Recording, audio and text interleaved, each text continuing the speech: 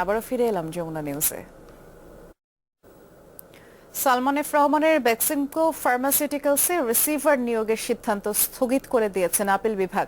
তবে এর বাইরে গ্রুপের অন্যান্য কোম্পানিতে রিসিভার নিয়োগের আদেশ বহাল থাকবে। মঙ্গলবার বিচারপতি আশফাকুল ইসলামের নেতৃত্বে 3 বিচারপতির বেঞ্চ এই আদেশ দেন। পরে বেক্সিমকো ফার্মার আইনজীবী মোসাফিজুর রহমান খান বলেছেন, রিসিভার নিয়োগ নিয়ে জারি করা রুল 2 সপ্তাহের মধ্যে হাইকোর্টের বিচারপতি ফারাহ মাহবুবের নেতৃত্বে ডিভিশন বেঞ্চকে নিষ্পত্তির নির্দেশ দিয়েছেন আদালত। এর আগে 5 সেপ্টেম্বর এক রিট আবেদনের পরিপ্রেক্ষিতে হাইকোর্ট রুল সহ আদেশ দেন। আর এতে বেক্সিমকো গ্রুপের সব সম্পত্তি সংযুক্ত করতে এবং গ্রুপটির কোম্পানিগুলোর ব্যবস্থাপনায় 6 মাসের জন্য রিসিভার নিয়োগ দিতে বাংলাদেশ ব্যাংককে নির্দেশ দেওয়া হয়। এই ছিল আমার কাছে যমুনা নিউজের আয়োজনে। এ পর্যায়ে আপনাদেরকে সকালের স্পোর্টস ওয়ার্ল্ডে নিয়ে যাচ্ছি। সহকর্মী সঞ্জনা আইভি অপেক্ষা করছেন। বৃষ্টি, আপনাকে অনেক ধন্যবাদ। দর্শক, আমন্ত্রণ সকালের স্পোর্টস ওয়ার্ল্ডে। শুরুতেই জানিয়ে দেব শিরোনামগুলো। সব রানার সেরা যত্ন নেবার তাগিদ দিলেন।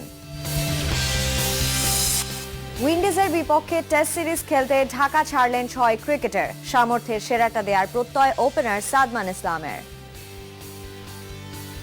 যাবো তো জয়ের জন্যই, চেষ্টা থাকবে ভালো খেলার, ইচ্ছা আছে ইনশাল্লাহ ভালো রেজাল্ট নিয়ে এসে। কমিটি ভেঙে দেয়ায় চরম দুর্ভোগে ডিএসএ কর্মচারীরা। 4 মাস ধরে বেতন না পেয়ে মানবেতর জীবন তাদের। অ্যাডহক কমিটি দিয়েছে, মিলছে না সুরাহা। বেতন ভাতাতির বিষয় তো আসলে সিদ্ধান্তটা আসলে ওনারাই নিয়ে থাকবেন আর কি।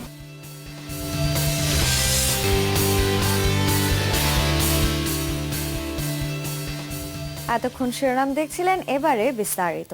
শুরুতেই বাংলাদেশ আফগানিস্তান ওয়ানডে সিরিজের প্রসঙ্গ।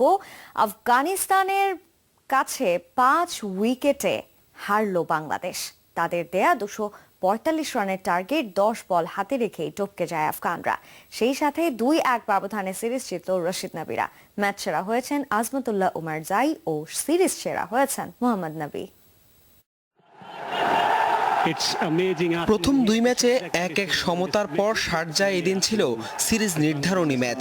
টসে জিতে ব্যাটিংয়ে নেমে দারুণ শুরু করে 2 ওপেনার তানজিদ তামিম ও সৌম্য সরকার।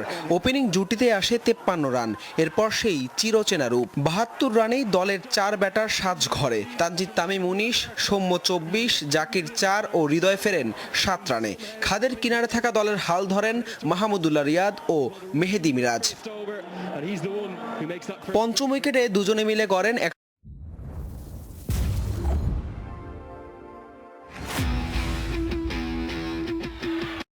আগলে রেখে দলকে চ্যালেঞ্জিং স্কোর এনে দেওয়ার পথে মাহমুদুল্লাহ রিয়াদ খেলেন 98 রানের দর্শনীয় এক ইনিংস।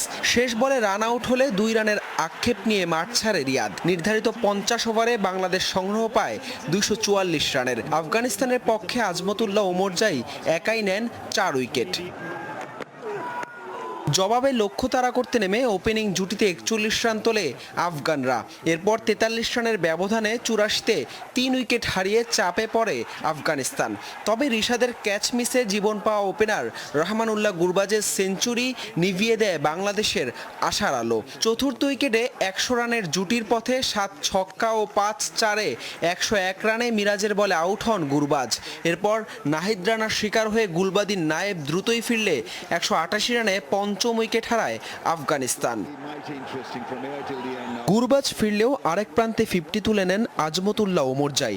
ষষ্ঠ উইকেটে মোহাম্মদ নাবির সাথে 58 রানের অবিচ্ছেদ্য জুটির পথে 10 বল হাতে রেখে দলকে পৌঁছে দেন জয়ের বন্দরে। ওমরজাই 77 বলে 70 ও নাবি অপরাজিত থাকে